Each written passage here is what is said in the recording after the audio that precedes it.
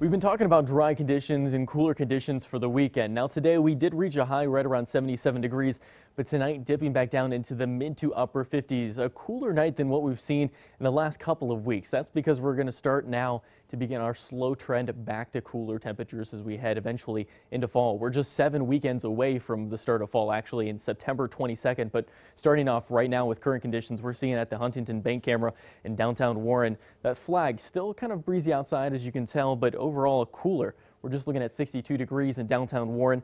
Like we talked about, that high 77 degrees. Now, as far as that breeze, we've been talking about it because it's really been providing the cloud cover. Now, I'll tell you and explain why. We're seeing that light northerly breeze. Now, earlier it was in the teens, upwards of 20 miles an hour coming from the north, and mix that in with the lake. You'll start to get those lake-enhanced clouds that we saw earlier today. Now, we are seeing dry conditions now, even cloudless skies, because as that wind drops, so is that mechanism to keep really those clouds going throughout the evening and overnight hours. But as the breeze kicks up tomorrow, we will begin to see again cloud cover. Now notice with our last loop with a couple hours, there's kind of a blip of a circle. I think that's actually just radar return. We're not expecting any rain for tonight, so I'll have to go check in radar and see what was going on there at that particular time. But as far as the Buckeye State, you can see across of it, we are going to be dry. Not a cloudless sky, but a dry sky. Now, that rain showers and those storms still there. We're looking at the mid-Atlantic, that low pressure system, and you can see that storm still churning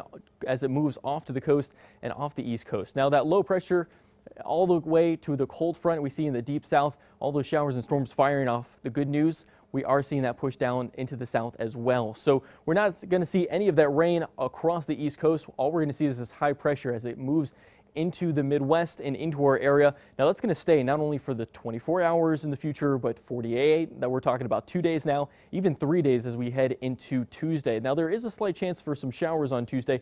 We'll talk about that with Future Tracker coming up in a few seconds, but current conditions as we look at temperatures, 62 at the Warren Airport, 60 now in Austintown. Now, the only 50s that we're seeing, Lisbon, 59 degrees, and in Lawrence County, Elwood City dropped a couple degrees.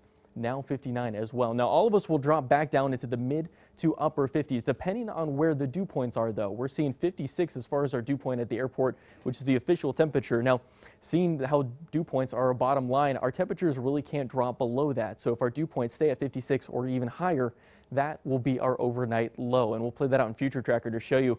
Now right now we're looking at the upper 50s, low 60s here within the next couple of minutes.